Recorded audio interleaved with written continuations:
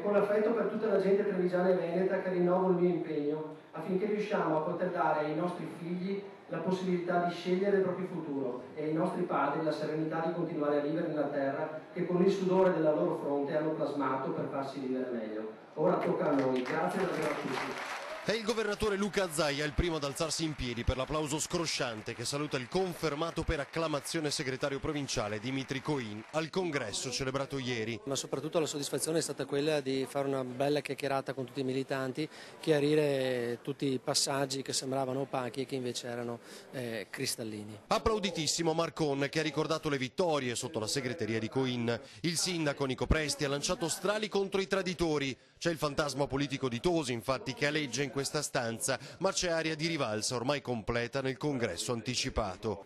Lo abbiamo anticipato per questo, per dare mandato al nostro segretario di poter andare avanti con quelle trattative che sono importanti per poter riconquistare la città di Treviso. E tra i nomi che circolano per la guida di Treviso ancora c'è quello del manager della sanità Francesco Benazzi e da re è certo che sarebbe un buon candidato. Se ci dessero tutte le 22 competenze, noi di fatto diventiamo come Trento Bolzano. Questa è la madre di tutte le battaglie per la Lega. Tutto il resto sono fantasie e elementi di disturbo in un percorso che è tracciato, veneto, autonomo e nulla di più. Pesa l'assenza di Gentilini che aveva detto non sarebbe stato presente. Di lui Coin dice che l'ex sceriffo potrà essere anche capolista. Nessuno ha detto di cacciare Gentilini, è stato semplicemente detto che la lista Gentilini non si fa.